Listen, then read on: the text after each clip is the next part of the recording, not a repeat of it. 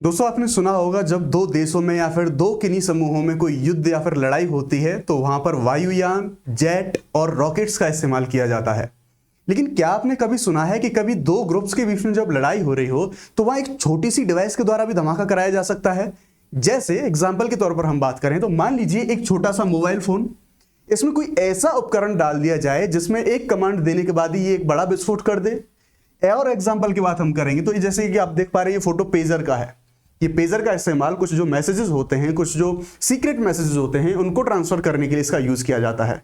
क्या आपको लगता है कि इस छोटी सी डिवाइस में भी कुछ ऐसे उपकरण लगा दिए जा सकते हैं जिसको ये धमाका करने में यूज किया जा सकता है? जी हाँ, कुछ ऐसा ही मामला है, क्योंकि अभी हाल फिलहाल में हम देखेंगे तो एक न्यूज आपको देखने को मिल रही होगी। आपने पेजर हमले या फिर पेजर अटैक के बारे में सुना होगा मिडिल ईस्ट में। आपने इजराइल और जब हिजबुल्लाह की लड़ाई हम देखते हैं तो वहां पर ये सारी चीजें हमें बहुत ज्यादा देखने को मिल रही हैं। तो इन सारी चीजों के बारे में हम इस सेशन में डिस्कस करने की कोशिश करेंगे। आपको ये मैप में मैं इसलिए दिखा रहा हूं क्योंकि आपने देखा होगा, ऐसे बहुत बार आपने न्यूज़ेस देखी होंगी कि पूरे विश्व में जो मिडिल ईस्ट वाला रीजन है, ये जो मिडिल ईस्ट वाला रीजन है किसी ना किसी वजह के कारण ये चर्चाओं में बना रहता है। आज की अभी की जो हमारी न्यूज़ है वो भी इसी से रिलेटेड है। दरअसल मामला ये है कि जो इजराइल और हिजबुल्लाह इनके बीच में जो लड़ाई चल रही है उसमें जो धमाके हुए हैं और जो काउंटर अटैक ड्रोन के द्वारा किया गया है वो इसी रीजन में हमें यहां पर देखने को मिलेगा। अगर एक दिन पहले की न्यूज आपने देखी होगी तो वहां पर इजराइल के द्वारा जो हिजबुल्लाह के लड़ाके थे, हिजबुल्लाह के जो सदस्य थे, जिनके द्वारा जो पेजर डिवाइसेस यूज करी जा रही थी, उनमें धमाके कराए गए। और इन धमाकों से जो एरिया प्रभावित हुआ, यहां आप इजराइल की लोकेशन देख सकते हैं। इजराइल के जस्ट ऊपर आपको यहां पर लेबनान देखने को मिलेगा और ये जो पेजर धमाके हुए थे ये लेबनान और सीरिया वाले एरिया में ही हमें देखने को मिले थे। यानी कि फिर से ये जो एरिया है वो चर्चाओं में आ चुका है।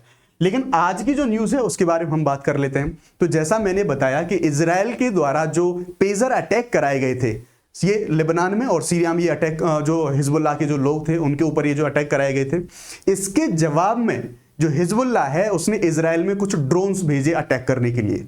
क्योंकि जब ये पेजर हमला हुआ था तब हिजबुल्लाह के द्वारा ये धमकी दी गई थी कि अगर आपने हमारे ऊपर जो हमला किया है इसका हम जवाब देंगे और इजराइल को इसका परिणाम भुगतना होगा। तो ये जो ड्रोन है, ये ड्रोन एंटर करते हैं इजराइल में, हमला करने के लिए आते हैं, लेकिन जो इजराइल का डिफेंस सिस्टम है उसके द्वारा सायरन के द्वारा अटैक कर दिए जाते हैं, उस ड्रोन हमले को रोक दिया जाता है। लेकिन हम इस पूरी पृष्ठभूमि को देखेंगे कि क्या पेजर एक छोटी सी डिवाइस क्यों ये इतनी कैपेबल है कि इसके द्वारा जो मोसाद एजेंसी है, इंटेलिजेंस है इजराइल की, इसके द्वारा एक इतनी बड़ी संख्या में लोगों को टारगेट करके हमले कराए जा सकते थे। इन सारी चीजों को हम इस सेशन में देखेंगे, तो अंत तक आप जुड़े रहिएगा। मामला जो अभी मैं बता रहा था कि अभी का चर्चा का विषय यह है कि लेबनान और सीरिया, मैंने आपको मैप पे भी इनकी लोकेशन दिखाई थी, यहां पर एक साथ जो पेजर थे उन पेजर डिवाइसेस के द्वारा धमाके कराए गए इस पूरे एरिया में। कुछ ही घंटों बाद हिजबुल्लाह ने इसके जो बदले के स्वरूप में इजरायली शहर तिब्रियास था, इस शहर के ऊपर ड्रोन छोड़ दिए और हमले का दावा किया कि हमने हमला किया है।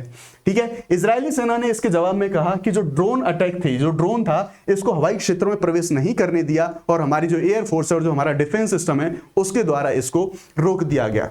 जैसे ही ड्रोन प्रवेश करे, जैसे मैंने बताया, उनके डिफेंस सिस्टम के द्वारा जो सायरन है वो बजा दिए गए और एयर फोर्सेस वगैरह और सारे डिफेंस सिस्टम को एक्टिवेट कर दिया गया। अब हम बात करते हैं कि जो पेजर अटैक, यानी कि जिस पेजर अटैक की प्रतिक्रिया स्वरूप जो है ये हमला किया जा रहा था ड्रोन के द्वारा, वो पेजर अटैक क्या था। दरअसल एक दिन पहले की ही खबर है, हमने जैसा हम देखेंगे तो हम जानते हैं कि जो इजराइल और ईरान, इनकी शुरुआत से ही एक ऐतिहासिक रूप से इनकी लड़ाई चलती आ रही है। अब ईरान द्वारा समर्थित जो हिजबुल्लाह ग्रुप है, जो आतंकी ग्रुप हम बोल सकते हैं, इस ग्रुप के ही ये जो लड़ाके सदस्य थे, ये एक पेजर जो डिवाइस होती है इस डिवाइस का इस्तेमाल करते हैं। इस डिवाइस को आप देख सकते हैं, ज्यादातर चांसेस होते हैं कि ये जो डिवाइस होती है इसको या तो बेल्ट में यहां पर ये लोग इस जगह लगा के रखते हैं या फिर पॉकेट में रखते हैं। अब बेसिकली ये पेजर डिवाइस ही क्यों, हम इस बारे में भी बात करेंगे। ठीक है, तो ये जो लेबनान की राजधानी बेरूत थी, लेबनान की राजधानी बेरूत में हिजबुल्लाह सदस्यों द्वारा प्रयोग किए जा रहे पेजर में जो है यहाँ पर हमें ये जो अटैक या फिर जो धमाके हैं वो कराए गए थे, ये देखने को हमें मिलते हैं। और ये जो लेबनान के साथ साथ बेरूत में और सीरिया में भी ये मामले हमें देखने को मिले थे। एक साथ बहुत सारी जगहों पर ये जो धमाके हैं वो हमें देखने को मिले थे। इन धमाकों में लगभग 9 लोगों की मृत्यु हुई और करीब 2800 लोग इस धमाके में घायल हो गए। इसके साथ साथ ही जो मारे गए लोग थे उनमें से 2 व्यक्ति हिजबुल्लाह के 2 सांसदों के बेटे भी थे। इसलिए इस मामले ने और तूल पकड़ लिया और ज्यादा इंपॉर्टेंस इस मामले की हो गई। साथ ही जो पेजर धमाके हुए, इसी पेजर धमाके के कारण जो इजराइल के एम्बेसडर थे वो एम्बेसडर भी हमें घायल देखने को मिलते हैं। उनके बारे में भी अभी हम देख लेंगे। तो जो ईरान एम्बेसडर मोजताबा अमानी इनका नाम था, ये भी घायल हमें देखने को मिले। ये इनका फोटो है, ये जो इजराइल के एम्बेसडर हमें देखने को मिल जाते हैं। अब एक बड़ा सवाल आता है, पेजर ही क्यों? धमाकों के लिए पेजर ही क्यों इस्तेमाल किया जा रहा है? आधुनिक युग है, इतनी बड़ी बड़ी टेक्नोलॉजी है, क्या इजराइल के पास कुछ संसाधनों की कमी है? जी नहीं। हम जानते हैं कि शुरुआत से ही लोगों के बीच में कभी कोई रॉकेट छोड़ देता है, कभी किसी प्रकार के कोई ड्रोन्स आ जाते हैं, ये लड़ाइयां होती आ रही हैं। लेकिन इन लड़ाइयों की वजह से अंतरराष्ट्रीय स्तर पर एक जवाबदेही बन जाती है, अंतरराष्ट्रीय दबाव बन जाता है। लेकिन जो ईरान है उसके द्वारा जो समर्थित जो हमारा ग्रुप है हिजबुल्लाह, इस हिजबुल्लाह ग्रुप के द्वारा ये जो ज्यादातर डिवाइस है, इस डिवाइस का यूज किया जाता है। अभी इस डिवाइस का यूज क्यों करते हैं? क्यों ये मोबाइल फोन का और अच्छे अच्छे उपकरणों का यूज क्यों नहीं करते? इसके पीछे एक रीजन है, क्योंकि देखिए ये जो डिवाइस है ना, ये एक बहुत पुराने समय से यूज में होने वाली जो डिवाइस है। अब एक बात यह है कि इस डिवाइस में ना तो कोई आईपी एड्रेस होता, ना इसके साथ साथ इसमें किसी प्रकार का जीपीएस होता।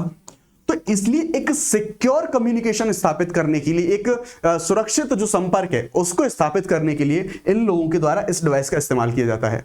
यानी कि अगर इनको आंतरिक रूप से अगर कोई इनको अपने आपस में बातचीत करनी है तो उस बातचीत के लिए जो मैसेजेस हैं वो इस पेजर डिवाइस पे डाले जाते हैं।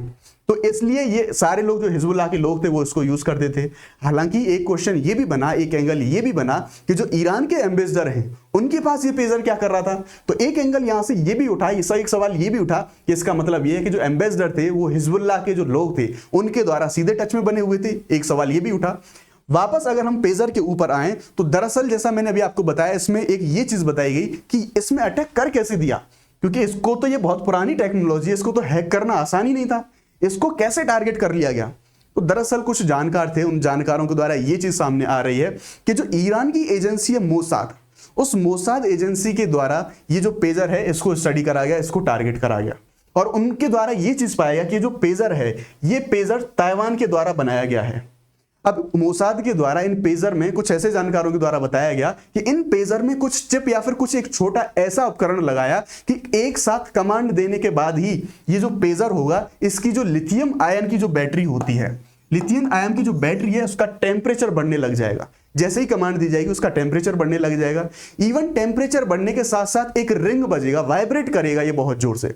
और जैसे ही जिम में रखा हुआ कोई भी, जब ये पेजर वाइब्रेट करेगा बहुत ज्यादा इसका तापमान बढ़ेगा और जिस व्यक्ति के पास ये रखा हुआ है वो इसे अपनी पॉकेट से बाहर सामने निकाल के देखेगा तो इसके अंदर ब्लास्ट हो जाएगा, इसमें एक धमाका हो जाएगा। और जब वो इसको ऐसे देखेगा तो सबसे ज्यादा उसका जो प्रभावित अंग होगा ऊपर का, उसका चेहरा, उसकी चेस्ट, उसके जो हाथ हैं, वो पूरा शरीर व्यक्ति का जो है प्रभावित होगा इस धमाके का कारण। और यही चीज देखी गई है। ये जो अभी हमला हमें देखने को मिला है बेरूत में और सीरिया में, यहां पर जितने भी ये हिजबुल्लाह के जो लोग थे इनके ज्यादातर जो घायल संख्या में जो लोग हैं उनको चेहरे से, पेट से और हाथ पैर इसी एरिया में ज्यादातर जो उनका शरीर है वो क्षत विक्षत हुआ है। तो ये सारी चीजें हमें देखने को मिली। तो इस तरह से ये जो पेजर अटैक था, इस पेजर हमले को अंजाम दिया गया। हालांकि जो अभी इस चीज को आधिकारिक रूप से स्वीकार नहीं किया गया, लेकिन ईरान के द्वारा सीधा सीधा ये जो आरोप लगाया गया कि सीधा सीधे डायरेक्टली इसमें इजराइल का हाथ है। ये चीज हमें वो जो पेजर का मामला था, पूरा पेजर का मामला हमने देखने की कोशिश करी। ये हमारे जो एम्बेसडर थे जिनके पास जो भी ये भी हताहत हुए थे। अब हम बात करेंगे इजराइल के और जो हिजबुल्लाह के इसके कनेक्शन के बारे में कि इन दोनों की दुश्मनी क्या है। तो देखिए जब से इजराइल का फॉर्मेशन होता है, ये फिर से आपके सामने यहाँ पर एक मैप है, यहाँ पर आप देखेंगे यहाँ इजराइल है, यहाँ जॉर्डन है, क्योंकि थोड़ा सा ज्योग्राफी भी इंपॉर्टेंट है। यहाँ ये वाला जो मेडिटेरियन सी है, भूमध्य सागर है, ये इससे लगा हुआ है। इधर वेस्ट में इसके इजिप्ट आपको देखने को मिल जाएगा और ऊपर आपको यहाँ पर जो लेबनान है ये देखने को मिल जाता है और इससे ऊपर आपको सीरिया, जहाँ पर अभी जो पेजर हमले थे, वो पेजर हमले जो धमाके थे वो कराए गए थे। तो ये पूरी इसकी हमने ज्योग्राफी देखी। अब वापस से इसके इतिहास पर आ जाते हैं हम। तो हम जानते हैं जब से इजराइल का जो स्थापना हुई है, जब से इसका गठन हुआ है, तभी से ईरान जो है, ये ईरान और इजराइल की एक खुली दुश्मनी चलती आ रही है। तो जैसा मैंने बताया कि डायरेक्ट जो सीधा वार ये नहीं लड़ते, तो एक जो थर्ड पार्टी है जो हिजबुल्लाह है उसके द्वारा एक प्रॉक्सी वार लड़ने की कोशिश करी जाती है ईरान के द्वारा, और इसी प्रॉक्सी वार के चलते ये जो सारी लड़ाइयां हैं, ये लड़ाइयां हमें देखने को मिल रही हैं। अब यहां पर हिजबुल्लाह के बारे में अगर हम जाने, थोड़ा सा बेसिक जाने हिजबुल्लाह के बारे में कि अगर ईरान की तरफ से ये लड़ने की कोशिश कर रहा है तो इसका इतिहास क्या है। तो हिजबुल्लाह दरअसल लेबनान में स्थित एक शिया मुस्लिम राजनीतिक दल है और एक उग्रवादी समूह है, उग्रवादी समूह है। और ये शिया जो सेंट्रलर है, ये इस चीज के बारे में ध्यान रखेंगे। ये ईरान समर्थित समूह इजराइल के विरोध और मध्य पूर्व में पश्चिम प्रभाव के प्रतिरोध से प्रेरित है। यानी कि ईरान समर्थित जो समूह इजराइल का विरोध करता है, यानी कि सीधी सी बात है ईरान की तरफ से इजराइल को लड़ता है ये, प्लस जो मिडिल ईस्ट में वेस्टर्न वर्ल्ड का जो इंपैक्ट है, उसका जो प्रभाव है, उस प्रभाव की भी प्रतिक्रिया देता है जो हिजबुल्लाह ग्रुप है। इसके साथ साथ हम देखेंगे जैसे यूएसए जैसे कंट्री हुए और भी कई सारे कंट्री हुए, उनके द्वारा इस हिजबुल्लाह ग्रुप को आतंकवादी संगठन घोषित करके रखा हुआ है, ये चीज हम देखेंगे। उसके बाद जो ईरान है, ईरान और सीरिया के साथ साथ जो हिजबुल्लाह के गहरे गठबंधन ने इसे एक तेजी से प्रभावी सैन्य बल में बदल दिया है। जैसे हमने अब देखेंगे, एक चीज ये भी हमने देखने को मिलेगी कि इजराइल के द्वारा ये चीज भी मॉनिटर करने की कोशिश करी गई कि जब इजराइल के द्वारा ये धमाके कराए गए तो इजराइल ने ये भी देखा कि ये धमाके पूरे विश्व के या फिर मिडिल ईस्ट के कौन कौन से रीजन में हो रहे हैं। इससे ये पता चलेगा कि जो हिजबुल्लाह के लोग हैं वो कहां कहां एक्टिव हैं। तो जब ये धमाके हमने देखे तो लेबनान में भी हुए, सीरिया में भी हुए, इसका मतलब ये है कि इनकी गतिविधियां सीरिया में भी एक्टिव हैं और लेबनान में भी एक्टिव हैं। तो जो हमारा ईरान और जो सीरिया है, इन दोनों का जो सपोर्ट मिल रहा है, जो एक सैन्य गठबंधन के तौर पर, एक सैन्य ग्रुप के समूह के तौर पर आ रहा है जो हिजबुल्लाह है, ये पूरे विश्व या फिर इस पूरे क्षेत्र की राजनीति के लिए और शांति के लिए एक खतरा पैदा होता दिख रहा है। तो ये जितना भी पूरा मामला था, जितनी भी सारी चीजें थी, क्या आर्टिकल में था, क्या करंट की वजह थी, और ये पेजर डिवाइस क्यों इंपॉर्टेंट था, कैसे पॉसिबल था, ये सारी चीजें हमने देखी। साथ ही विशेषज्ञों के द्वारा ये सवाल भी उठाया गया कि अगर छोटी सी इतनी आउटडेटेड डिवाइस में कोई ऐसी चिप लगा के अगर कोई अटैक कराया जा सकता है, तो जो मोबाइल फोन जो कि बहुत बड़ी स्मार्ट टेक्नोलॉजी से हमारे भरे हुए हैं, क्या उन मोबाइल फोन भी सुरक्षित नहीं है? तो ये क्वेश्चन एक विशेषज्ञों के द्वारा उठाया जा रहा है। तो ये था हमारा आज का पूरा सेशन। आई होप आपको बहुत अच्छा लगा होगा। जो कॉन्सेप्ट है, जो पूरा चीजें हैं, जो करंट में न्यूज थी, उसे मैंने बताने की कोशिश करी। हिस्ट्री का और ज्योग्राफी का भी थोड़ा सा जो टचअप है हमने वो लेने की कोशिश करी। सेशन आपको अच्छा लगा है तो वीडियो को लाइक जरूर करिएगा। आपका जो कोई मत है, उस मत के लिए आपका कमेंट जो सेक्शन है वो ओपन है। आप अपनी विचार, अपने जो ओपिनियन है वो कमेंट में रख सकते हैं। जल्दी ही आपसे दूसरे सेशन में मुलाकात होगी। तब तक के लिए ध्यान रखिए। जय हिंद, bye bye, let's crack it.